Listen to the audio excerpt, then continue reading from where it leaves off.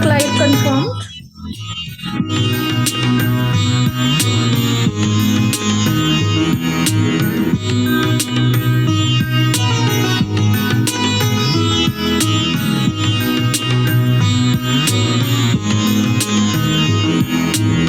You can start, Mariam ma'am.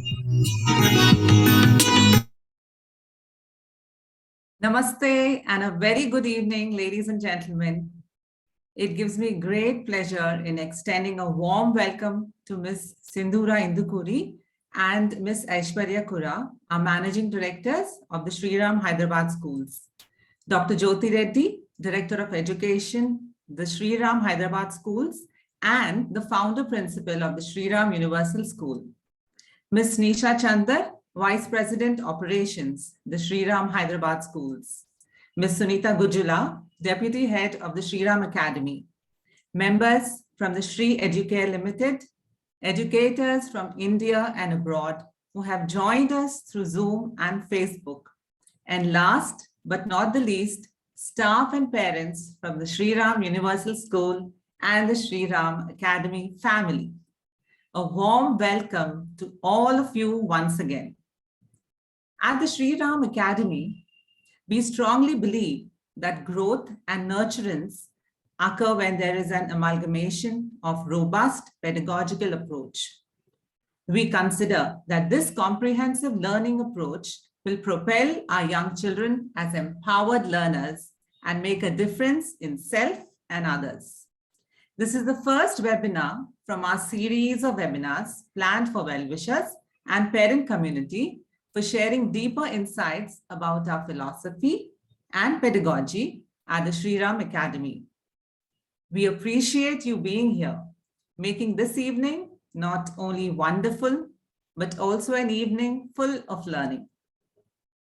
We are happy indeed that we have with us today Ms. Sapna Yadav, an International Baccalaureate Educator, IBEN, and Vice President Operations International Curriculum, Shri Educare Limited. It is both noteworthy and inspiring that Ms. Sapna has been associated with the IB program since 2002. Wow, that's 19 years. IB consultant for taking schools through the authorization process, team leader for school authorization and review, IB examiner for biology, extended essay, and theory of knowledge, TOK. She is also an IB workshop leader for coordinators, administrators. In the year 2015, she was elected to the committee appointed by the IB Asia Pacific Office for research on curriculum mapping between national and IB curricula for the subjects science and math. Ms. Sapna is an accredited Cambridge program leader for the Cambridge International Certificate in the Educational Leadership. From being associated with the International Baccalaureate to being an IBEN and having been an integral part of the Shri Ram schools for close to 2 decades, Ms. Sapna Yadav is all set to mentor and build one of the strongest teams to deliver the highest standards in the international curriculum. Now, I invite Ms. Sapna Yadav to share her insights on young children as powerful learners, a gardener's approach to growth and nurturance. Over to you, Sapna ma'am.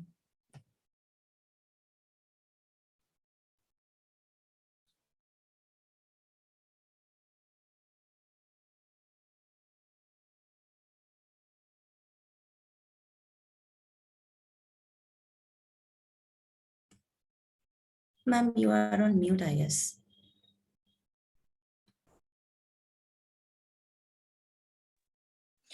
You're on mute, ma'am. I understood that. I was just trying to figure out the controls with so many files open on my screen. For a second, I was just absolutely frozen in time. So namaste, everyone, and a very warm welcome from a chilly Gurgaon from here. I just hope that you have a fabulous time. We will be spending a few minutes together and our endeavor is to explain the concept of the school and how the school intends to support teaching and learning activities in the school. We will be having the format for this webinar we have thought of is that we will be having a 45 minutes presentation, and then about 5-7 minutes in the end where we'll pick up your questions from the chat. I am very ably supported by Mariam and Sunita, and one of them would be monitoring the chat as well. If I miss out on some questions, they would be asking those questions on your behalf. So please do feel free to write into the chat whatever questions come to your mind. We are also going to have a small activity during the session. So this is a good time to grab a paper and a pen. Not that it's going to take you too much of time to actually spend writing, but it may just come handy. So if you don't have a pen or a paper nearby, probably this is the time to go get one. If not, you could always use your phone to just type out in one of these softwares, whichever you use for note taking. So that could be done as well. The questions that we will be asking during the session, they're very simple. It's just a quick mental gym activity and keep us all alert, because I truly believe that I don't want it to be a death by presentation experience for anyone. So this should get everybody engaged. The questions are going to be very simple, like I just said. And all you have to do is that write the response or the answer of that question. And the first letter of each of those answers that you get, you will be using them to unscramble the word that we are hoping to reveal at the end of the presentation. So I'll repeat once more. Throughout the presentation, a few times, you will be exposed to some questions. The slide that has a question has a Pokemon. So I think all parents would be familiar with that icon because of your young kids. And the response of the question that is being asked, if you just note it down on a piece of paper, the first letter of that answer is going to be used together to unscramble and make one word. And that will be revealed at the end of the presentation. So that's the little thing about the activity we will be doing. And what fun is it if there is no reward at the end of it? So the two people, whoever get the answer right, and you have to post your answer in the chat at the end when we announce it, that this is the time to post. Please don't post all your answers, only that one word at the end you have to post. And so therefore, whoever two people who get the correct answer and the first ones to post are going to get this book. I hope you can see it. It is called Daring Greatly by Brené Brown. I've just finished reading. Fabulous book, brilliant for educators, equally good for corporates and also parents. So 2 lucky winners will get this at the end. Sunita ma'am from school is going to organize that, of course. So without much ado, I will start now. I just hope my screen is visible to everybody. Can I just get one quick confirmation for that? Yes, ma'am, we can see the screen. All right, so here we go.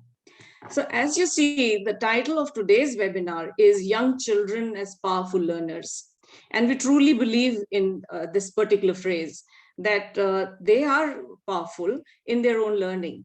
It's only when we start changing the dynamic of learning for them, which we believe is the right way of learning, is when we start controlling or curtailing that learning.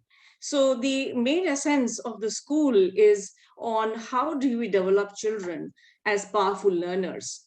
And in respect to that, the key philosophy that we have developed over the years for our schools, and especially for the Shri Ram Academy, is a gardener's approach to growth and nurturance. It's not from Howard Gardner, although we draw inspiration from all the great work done by educationists across the world over so many years. But this is just the regular, typical gardener, who we all are used to seeing. So we call it the gardener's approach to growth and nurturance. And the whole presentation through this, not only will we try and give you an insight into what Shri Ram Academy would stand for, but also how do we intend to do what we want to do in the benefit of good learning for our students. So what will the school be about? Our mission statement is that the Shri Ram Academy aims to be the cornerstone of lifelong learning, ever engaged in the joyful pursuit of excellence. The school aims to nurture the inherent abilities of each student by honoring their differences and uniqueness, thereby promoting the culture of inclusivity and compassion towards self and others. It is the school's mission to give to the world courageous young people who can stand up to create a difference, thus making them conscious global citizens for a better tomorrow. I have the Newton's apple on the side. This is not the question for the award at the end, but just for this particular screen. Which word or phrase stands out for you and why? If you could just take a few seconds to read the mission statement and pick up that one word or one phrase that you think stands out for you, and any particular reason why you think that word or phrase is most important in this mission statement. And Maria ma'am, if you could just read out from the chat the responses you start getting.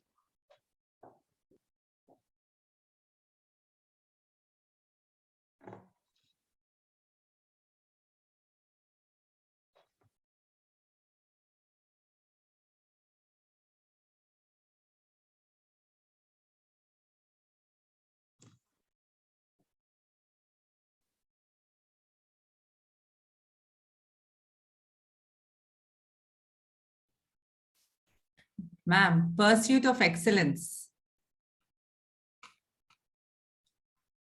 Uniqueness because it is very unique. And compassion.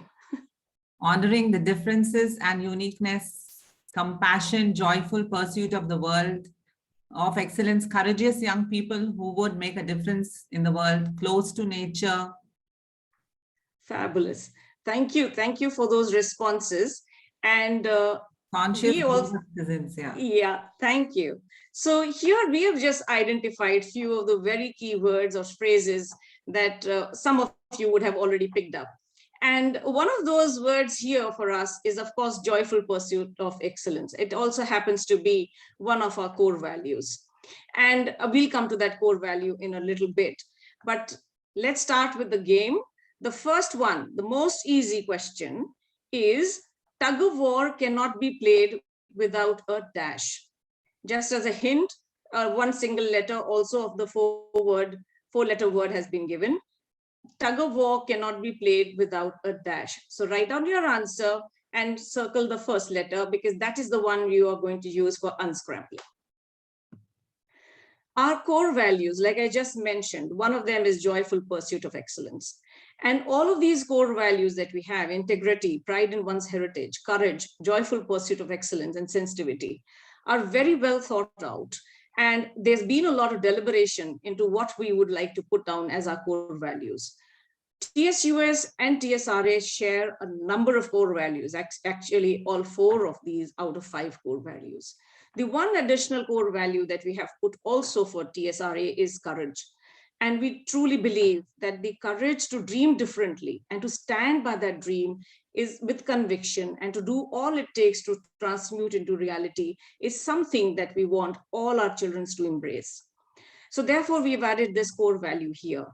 Also because the kind of curriculum or the type of curriculum we intend to offer in the school will require children to think differently and feel vulnerable, be open to vulnerability, and express themselves absolutely confidently. And so therefore we thought that courage would be one of the core values which would require to be put in the forefront. We also have added joyful pursuit, or joyful as a word, to pursuit of excellence. And this is also with a very specific purpose, and that is that pursuit of excellence for each child would be different. So we don't want to make it appear that there is only one measurement for excellence. We don't want to say that excellence in one particular field, but excellence in whatever the child wishes to do. So whatever task they undertake, they should do that with full happiness. They should have wonder and joy in achieving that particular task. So therefore, joyful pursuit of excellence, again, is something very specific and very special to us. Very quickly, the second question. There are some questions which will come a little fast, and then of course we will have a spread out of some time when we will be just talking about the school. So the second question is, which may require you to jog your memory a little bit. When this number is added to 13, you get a pair of identical digits whose sum is 4. What is this number?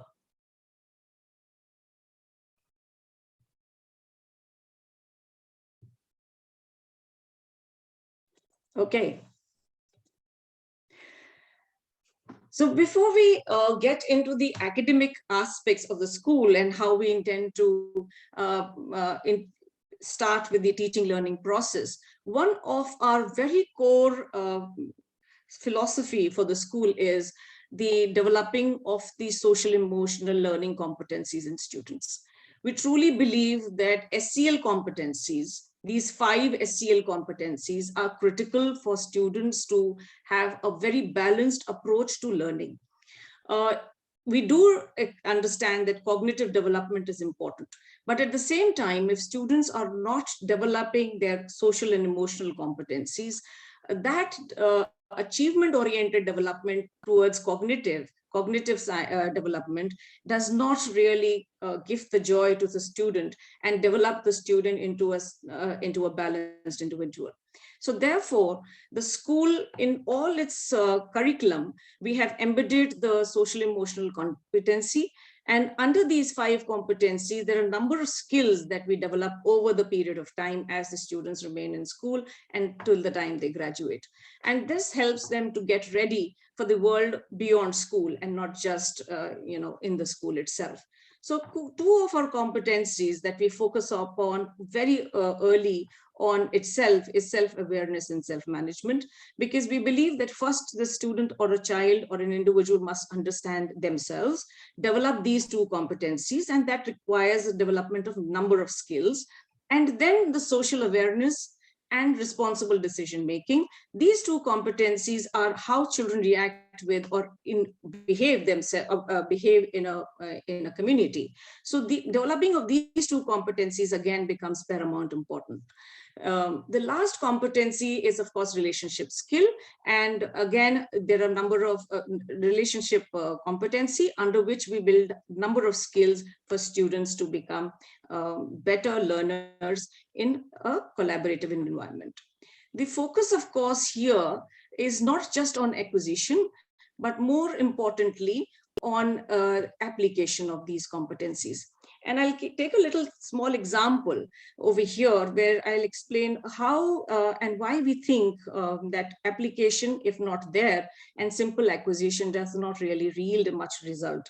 And this example I'm taking from one of the, this is about 3 or 4 years ago, when we were working with one of our Shri Educare schools, and the skill that the children were focusing upon was goal setting. So you can see that goal setting is one of the skills from the competency self-management. And we had a series of activities and series of lessons that were transacted, and children learned how to set their SMART goals. By the end of the 3rd month or so, we took out a student survey because we wanted to hear student voice, and we wanted to know how students were using these skills in their regular day-to-day life. So the survey had about 4 or 5 questions on goal setting and some other skills that we had been transacting and teaching in class. And for the first 5 or 6 questions, when asked about how did you find the activities and what did you learn there, and do you think you understood goal setting, and all of those questions. And the response of the students was about 95–98%, that they really enjoyed that learning. They had developed, they felt that competency, and they felt that they understood it well. And then the last question was, how many times in the past 3 months have you been able to use goal setting? And then suddenly, and the question was, I think I'll rephrase it. The question was that, have you used goal setting as a strategy of learning at least 3 or more times in the past 3 to 4 months? And suddenly the response from that 95, 98% came down to a little over 20%. So what we realized at that point of time was that acquisition was there. Children had understood, they know now the word goal setting. They also know what SMART goals are. They probably can also write SMART goals, but they were not using it in practice. And that is where we felt that integrating what we are teaching and bringing it as a complete whole is very important when we talk of any skill development in students. So therefore, the program emphasizes on acquisition and application of that skill very, very strongly. The purpose of using SEL as one of the strong binding force for the development of the curriculum in school is to shift the thinking and shift the behavior or mental disposition of students from heavily focused on students' achievement with less attention on social emotional domain of child's development to focus on social emotional domain, lead to motivation and persistence in challenging educational tasks. Successful learners need more than just good knowledge and understanding. So therefore, the 3 things that we constantly work with when we work with children is develop habits of mind, mental dispositions, and bring wider skills into their toolbox of skills that they can use. Of course, know what is very important, but know how at least as important as know what. Time for the third question. In the mirror, you see your dash. There's a little hint also given. In the mirror, you see your dash. The how of the teaching and learning process at TSRA is largely taken from Dr. Gardner's approach to education. It's a well-established philosophy. Most schools understand and practice it in varying levels of competency, perhaps. But yes, this is a well-known established philosophy for educationists. Interestingly, the IBPYP also has all these 5 elements are very strongly entrenched in the curriculum. So the 5 elements here are respect for the child, the absorbent mind, sensitive periods, environment as a third teacher, and self-directed learning. And under this, I'll just explain with few examples as we go through the presentation. But the key seeds of learning, when we look at these elements, is that children learn best when they wonder, they play, they're curious, and they ask questions. Students, when we control their questioning ability, or we don't give them sufficient experiences which allow for curiosity and play, students don't learn very much and they lose interest in learning very soon. And that's why when sometimes you ask children what happened in school, the response is nothing. Or how was school like? Or how is this subject? It's boring, or I don't know where I'm going to use it. And so therefore, those kind of responses start coming from students. They don't want to share very much what is happening in school back home as they start growing from primary to middle to senior school. So our focus all the time, depending on which grade they are, and it's not that only these to wonder or play or curiosity or questioning is something which is very typical for the primary school, but it's also equally relevant in the middle and the senior school. It's only as children grow in age, the sensitive period, which I just mentioned about in a while back, changes. So I'll come to that in a bit, but let's start with respect for child. Respect is a two-way street. And here by respect, we mean that honor their voice and choice. Students would want to learn certain things at certain age or certain periods of time. And we are sometimes defined by the curriculum. And if we believe that the curriculum is what the definition or the description of learning journey has to be, then we will not be honoring students' choice in it.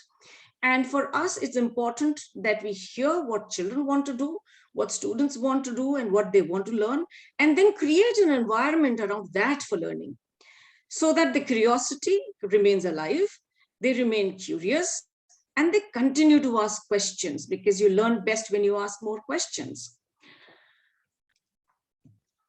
The absorbent mind. From birth, actually, to about age 6, the young child experiences a period of intense mental learning. And that there's a lot of activity that goes on for students who are, say, from birth to age 6. And they learn in two ways: conscious learning and unconscious learning. Unconscious learning is in the earlier phase, when they don't know what they're doing, but there's no thought behind it, but they do it. For example, child in his crib, kicking around and moving his hands. He's not actually trying to exercise. That's not the thought he has, but he does it as a intuitive manner. So it's an unconscious way of learning.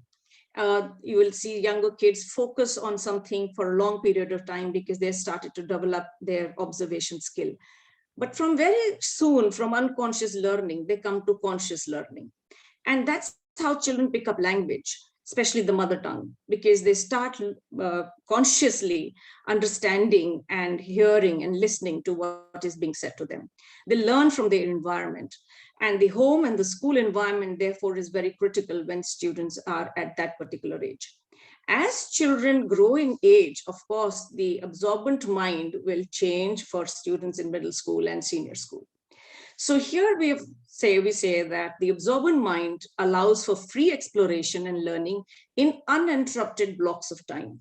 So if you have a typical school with a typical bell ringing, especially for junior school, and children have just got engaged in an experience or an activity or engagement, whatever we'll just want to call that, students then start losing, they have to stop and then get on to something else.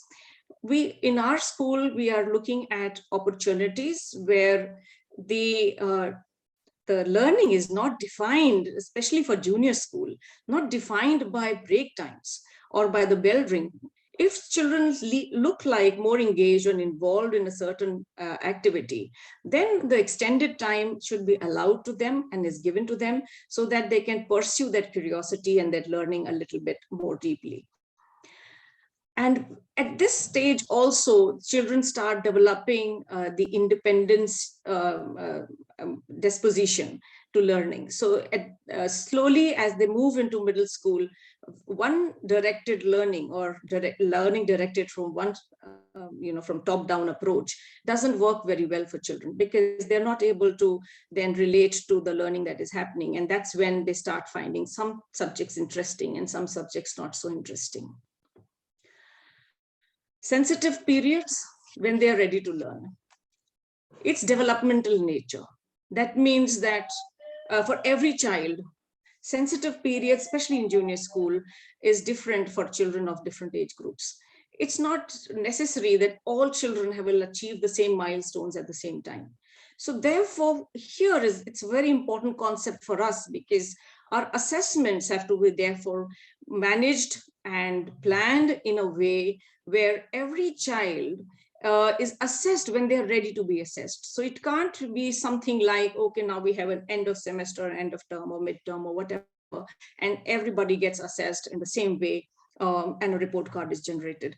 So of course, there will be some reporting, some recording of student achievement and reporting of student achievement, but it has to be in a way that will showcase this child's learning.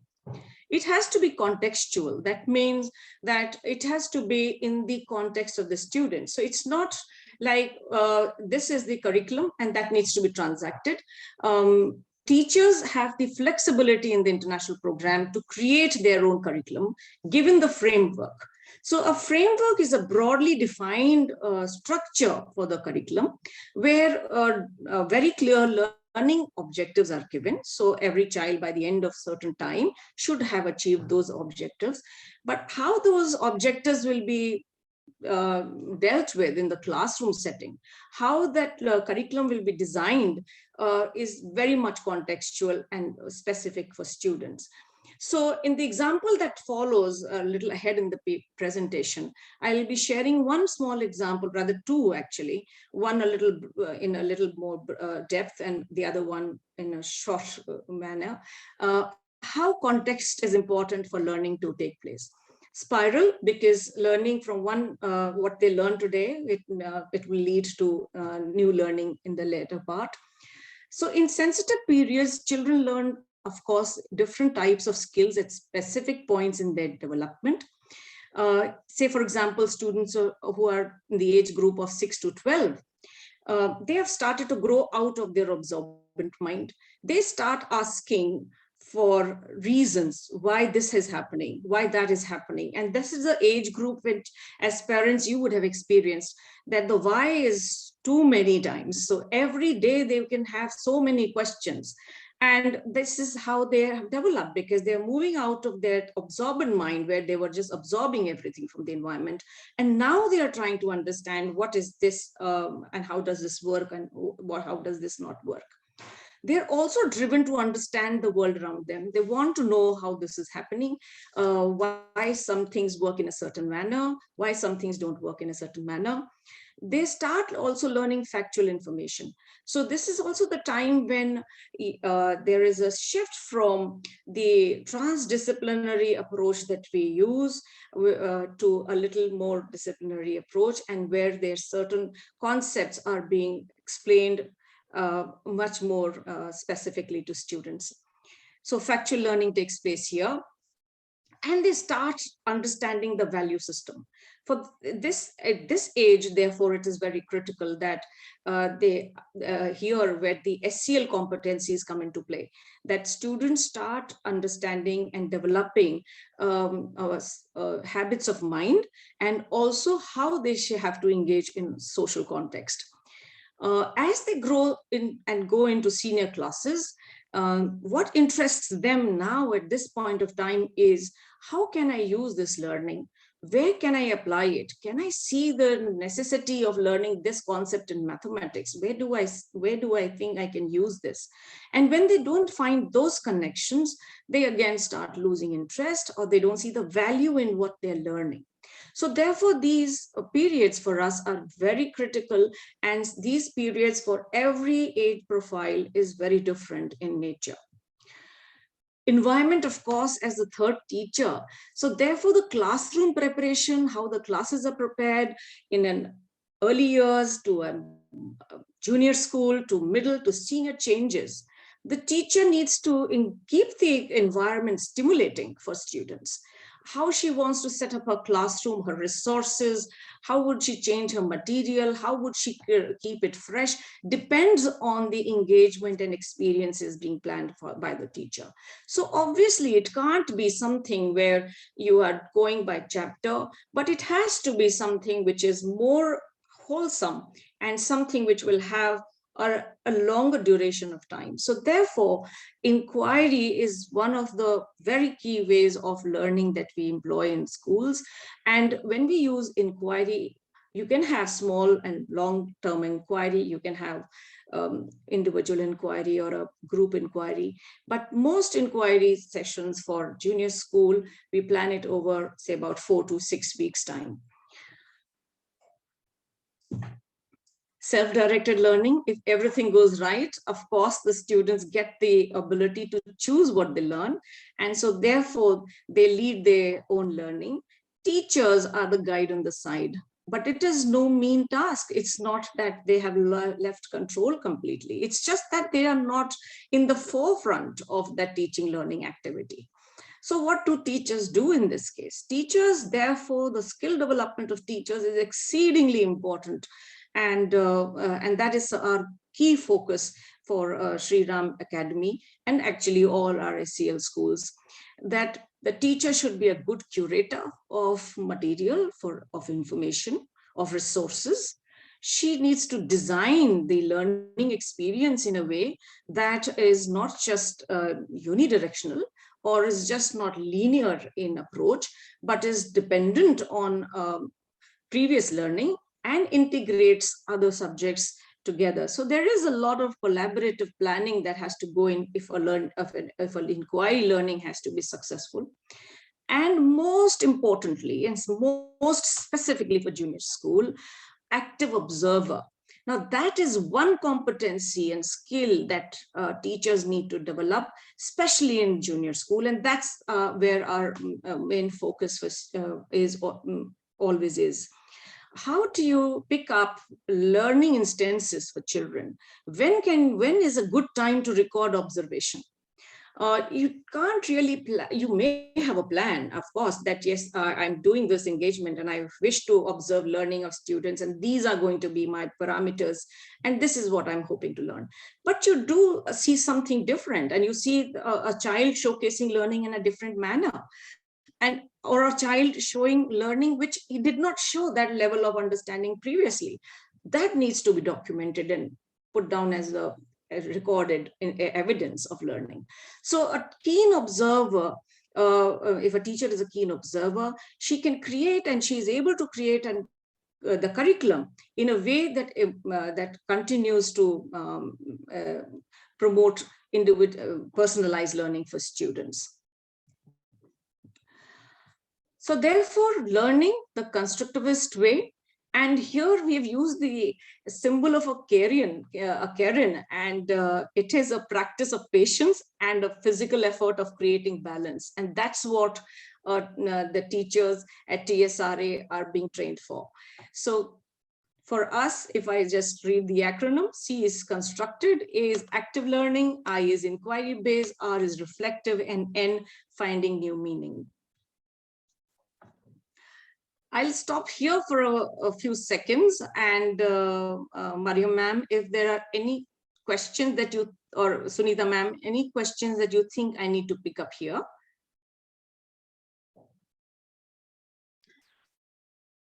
Right now, there are no questions, ma'am. All right. So then there is a question from me for you. Dash as the third teacher. I think we just spoke about that. So the question is dash as the third teacher. And now I want to share two examples, like I said a little while earlier. This is an example of how a simple observation of the teacher can lead to very deep and engaging learning experience for children. A small case study.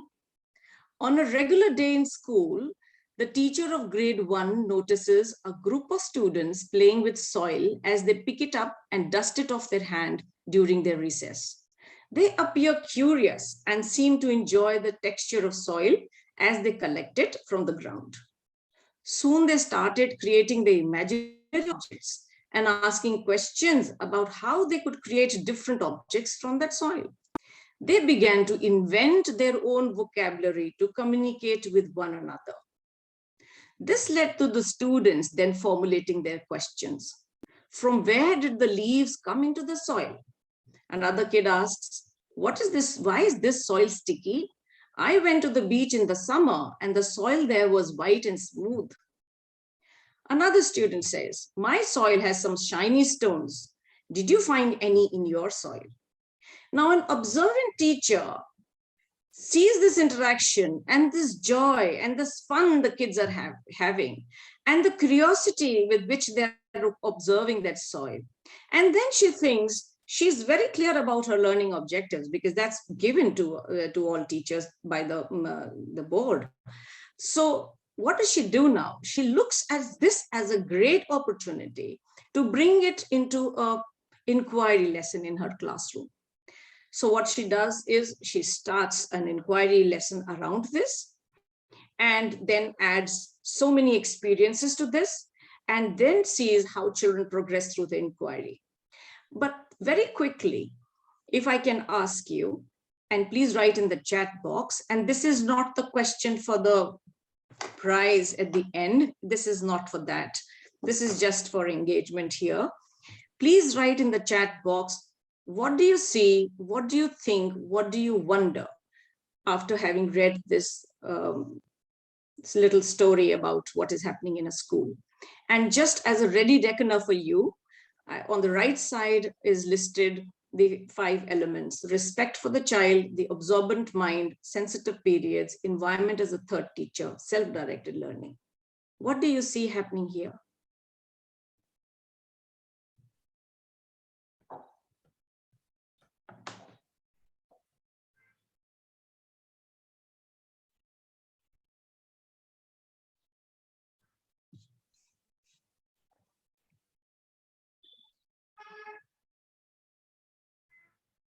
One of the responses from Miss Kavita, I'm wondering about their thinking.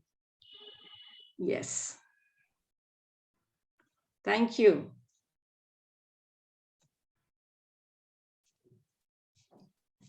Well, I'm waiting for 1 or 2 more responses. Interactive learning, says one parent, Sujata Sharma. I see them actively learning something new. Yes. Curious mind. Yes. Now, had the teacher not observed or not been observant about it, she would have lost this opportunity where she can bring this excitement into her classroom. So what happens next is she starts with an experience in class. What she does then is she gives them different sieves with different hole sizes, and children go out and collect their soil from the playground where they were, and they start now sieving, using the sieve to shift the soil. And what they're now trying to do is identify the particle size.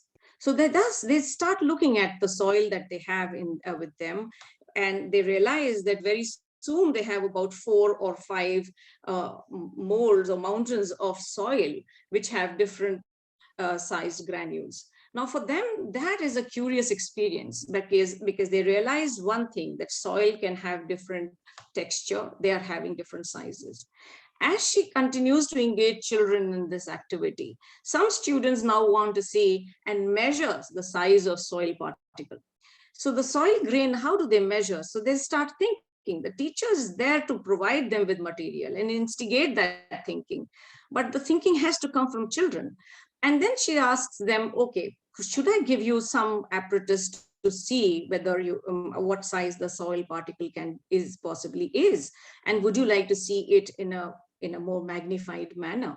So what she does for them is give them magnifying glasses, and now students start seeing the size of the soil particles, and they start drawing that, they start recording. For younger kids, the teacher can give a chart and they start drawing and coloring what they are seeing through that magnifying glass. For senior school, little senior school children, you don't give the chart, and children start creating their own data tables for recording and collaboratively collecting their data for analysis. So a simple activity as soil, it can have multiple ways how children can engage with it as they keep increasing or growing in age as they move to senior classes. And I'll also give you an example of what children do in, say, grade 11 and 12. So once they do this, the teacher then says, okay, now let's look at how do you measure the size of soil? So you can see it with your magnifying glass, but can we measure it somehow? And then again, students start wondering, how would they be able to measure size of the particle, soil grain or soil particles? And then the teacher shows them a graph, and a simple graph, and then she explains them the size of a cell, 1 mm. And then they start finding out how are they going to measure. So does the soil cover the full box, or does it cover half the box, or does it cover more than one box? So they're not really knowing about measurement in terms of size, but they can see that the soil grain particle can cover 1 box or 2 box, or a majority of them, or the sample with me could only cover less than half a box. So they start again recording data about the soil particles. Now the teacher plans a trip to another location. And again, the students engage with soil. There is a third engagement planned where the teacher dissolves the soil and water, and then they put it into measuring cylinders. And now students can see how solid particles start settling down and clearer soil starts coming above the water becomes clear on top. So the same activity, which is soil, can be done by students across the spectrum of the school. My students in senior school, they would possibly do, they would use soil and then start doing investigation on finding organic content of soil. They may want to see turbidity of the water and use how the soil is disturbing the turbidity of water. Or they may want to see the water content of soil. So the point is that any engagement, any experience can be brought up or brought into a classroom, and a lot of learning can be initiated through that. When this whole activity with the soil happened with children, they question and share. They also become models for their fellows with other learning styles. This inspires more inquiry, cooperative and collaborative learning, thereby promoting long-term memory formation. And one other very important thing happens when we have conversations like this in class, that children who are hesitant in answering or speaking up start feeling more confident voicing their opinion, because the teacher models the inquiry for children. So what she does is she shows reflective practice. So if the students had initially questions about why my soil is shiny, why do I have leaves in my soil and you don't have it, she keeps revising those questions with children and asking if they found answers to that. And then the students start modifying their questions further to get into a deeper inquiry. This allows everybody to have a conversation with each other. Most times, what do we observe in classrooms? And I think all of us have gone through that even in our childhood when we were in school. When a teacher asks a question, we give a response and we keep looking and checking for teacher's expression. Because we are more concerned about how her reaction to my answer will be. And this sometimes stops us from thinking or trying out something which we believe, could be a possible answer, because we have realized that there is only one right answer. There can't be many different answers. But when we have an inquiry approach, a very important competency, which I mentioned about social awareness, students start understanding that there can be different perspectives. Children can come with different responses to a simple question. And that happens only when questions are embedded in the concepts, when they are conceptual in nature or they are debatable questions. How do students showcase learning in this environment? They are observing, they are sorting, they are comparing and contrasting. They are also using descriptive writing to write about their report. They are into discussions. They are reflecting on the learning continuously, because that is a very important aspect of all learning in classrooms. And then they are creating installations of what the material they had, and now can they create some geographical sand drawing? Can they create some a cairn probably?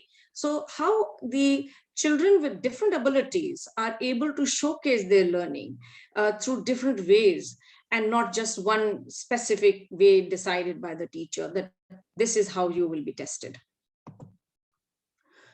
So therefore, inquiry and the approach that we have in our school is to support all kinds of learners. Teachers incorporate children's question into future inquiries. She brings out open-ended questions. She is documenting their ideas. Children also write down their own questions and see how those questions are evolving as they get into inquiry. Teacher, I just mentioned, models reflection by repeating the questions to the students again after a few days, that this was the question, where have we reached? So children start reflecting themselves on their work, and they understand much better when questions are open-ended. So what kind of questions, when we say open-ended questions, what kind of questions can learners ask? This is just a couple of examples here. A question can be about feelings, and it can be a simple question such as, how do people feel about asylum seekers being detained for long periods? Questions can be about improvements.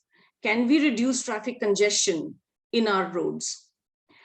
Question can be about systems. How does a voting system work?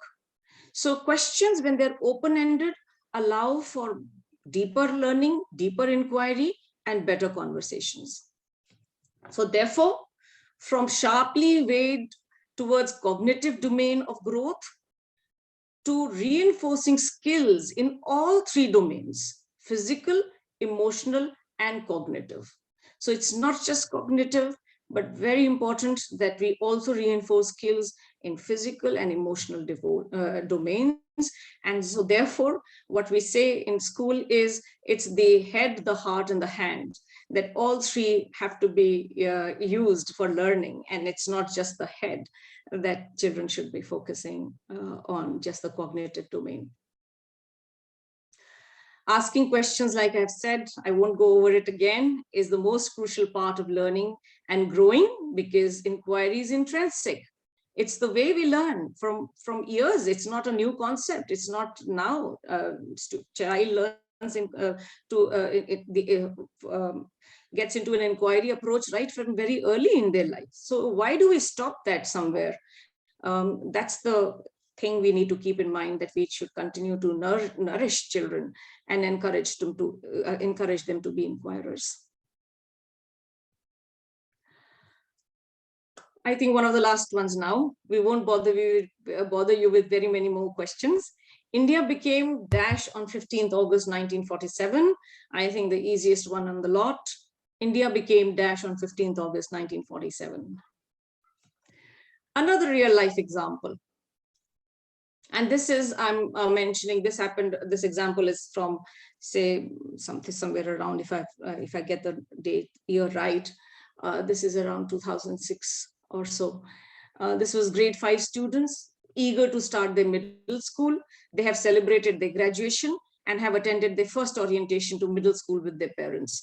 The student feedback and questions post the observation reveal that they are excited to start with grade 6. However, they are curious to know how they will be taught distinct subjects, because now they're looking at different subjects. They didn't experience that in the PYP.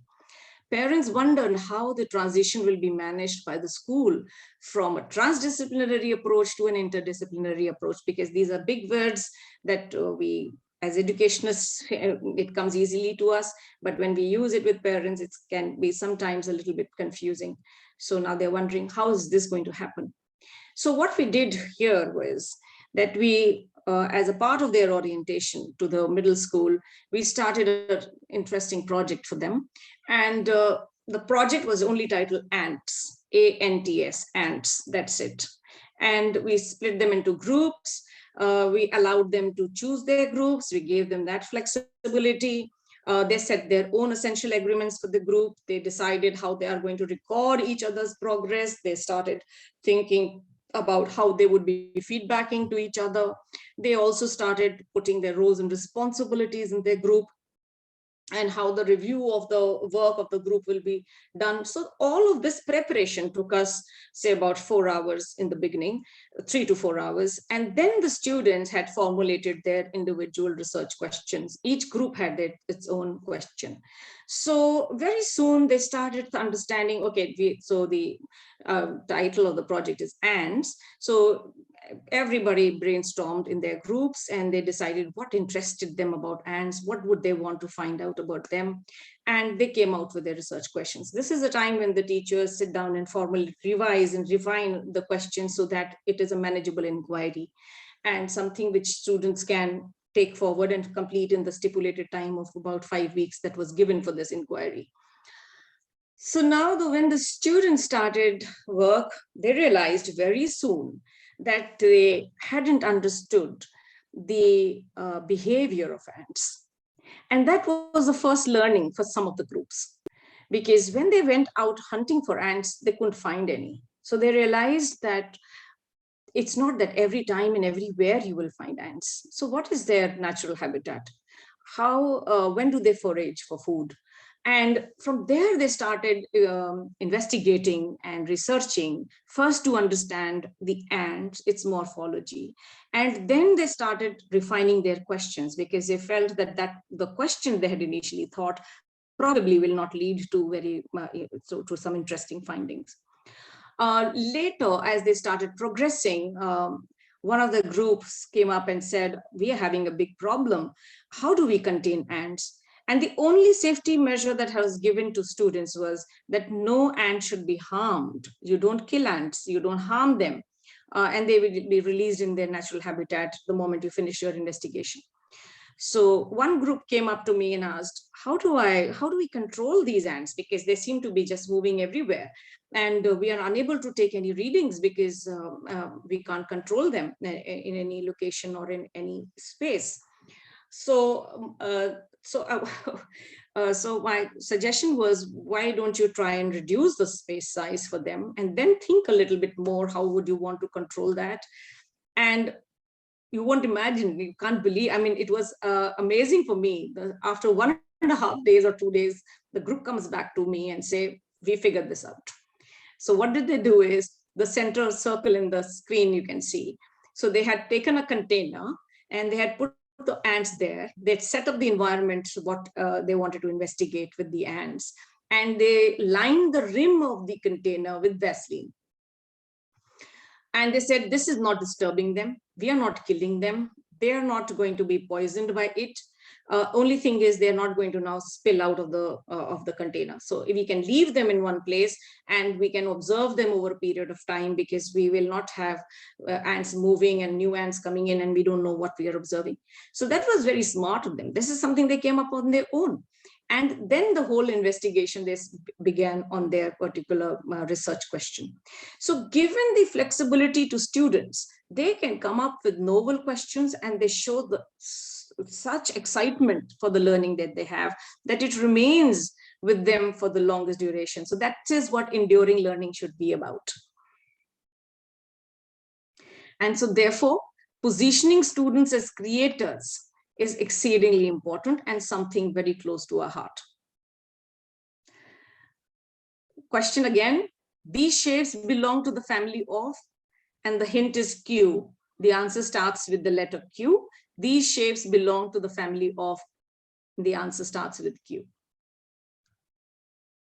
And the last question is, a cell is the smallest dash of life. A cell is the smallest dash of life. Assessment of young children. I think we are just shooting a little bit over time, but I'll try and finish this very quickly now. Limitation of report card and grades. Junior school, I've already spoken about a little bit about this, that we should not be limiting it to report cards. And so therefore documentation of learning when it happens and as it happens is most critical for us. And encourage children to evaluate their own self. So assessing is not just done by the teacher, but students assess their own learning, as well as peer assessment is also something that we encourage children to do. But more than peer learning, it's the self-assessment that the students start engaging in. And so therefore for us, Gardner's approach to growth and nurturance is important. And this picture speaks 1,000 words for us, because as a gardener, when you go out to pluck tomatoes from your garden, you may have planted the plants at the same time, but all tomatoes don't ripe at the same time. So you don't go and pluck all tomatoes just because you have to pluck all tomatoes, but you pluck the ones which are ripe. And so therefore, instead of correcting the child, it's important to correct the soil for the plant or the child to grow and shine in their full brilliance. With that, we come to the end of the presentation. And oh my God, this is the last one. I think I forgot the number, but this is promise the last one. Every action has an equal and opposite reaction. This law was given by Dash. Full name, the first letter of his first name is the answer that you should pick up. And now you have 10 seconds to unjumble the words that you got, letters that you got, and create that one word. 10 seconds, first 2 entries get the award.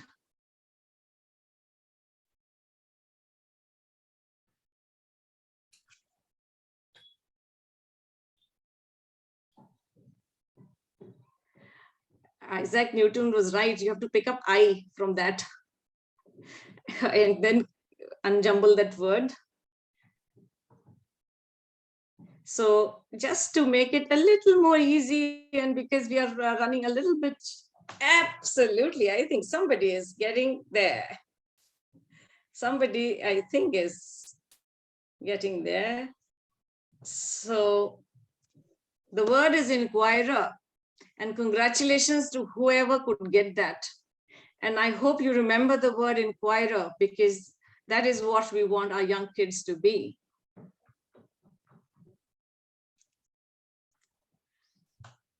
So what remains foggy for you? Any questions in the questionnaire, in the question and answer, or in the chat? Sunita ma'am, if you could just read out the questions, if there are any. There was one question from Kavi Sri. Can we learn things without asking questions? Can we learn things without asking questions? I think questions is the base for any learning, because you will learn something, but would you remember it till you don't think about it? So questioning is the beginning of any learning to happen. Otherwise, you do learn. I mean, if I don't ask any question and I attend a class, I would learn something. But would it remain meaningful for me? And would it remain an enduring learning for me? Not sure. So therefore, questions have to be encouraged.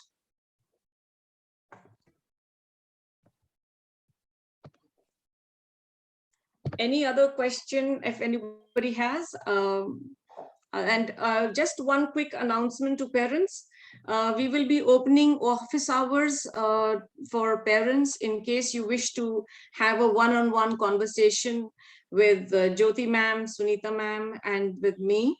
We 3 of us have, I think the intimation will come to you from the school, or clear message will come, but we have set out some days in the week and where we would be available. So if you block your time with us, we would be very happy to engage with you, speak with you, get to know you, and understand what you are looking for your child. Thank you, Nirupama ma'am. I don't think I could have said it even any better. It ignites the fire in the belly. So Kavita ma'am, yes, you get the book. Happy reading. You, I think, were the only winner. Sapna ma'am, we have had continuous responses on Facebook Live as well. And I'm quite happy to be sharing that. Well. Yes. And Miss Madhvi, our Facebook viewer, wins the book as well. Oh, brilliant. So I think somebody from school, I think Neeti, you will have to organize this along with Sunita ma'am. Yes, ma'am. To collect the coordinates of the 2 winners and then ship the book to them. Sure thing, ma'am. So thank you, everyone. Thank you for giving us your very valuable 1 hour, 15 minutes. I think we just gone over by 5 or 6 minutes. I look forward to meeting you sometime. Namaste. That was an enthralling webinar. Thank you for taking the time to engage us in a productive learning experience, Sapna ma'am. Your insights into growth and nurturing young children and how it will impact their educational journey was fascinating. Your session explicitly threw light on experimental and experiential learning, enabling students towards their individual discovery. Where students' learning is limitless, immutable, and infinite in space, time of their choice. Thank you, Sapna ma'am. Dear audience, I appreciate your attention and time. The feedback form and the link to access the link is given in the chat box. Would appreciate if you could give in your feedback on this webinar. And once again, on behalf of the Shri Ram Academy, I would like to thank each one of you for being here. Hoping to meet you soon in another enthralling webinar. Stay safe. Thank you. Bye-bye. Thank Namaste. you and Stay safe. namaste.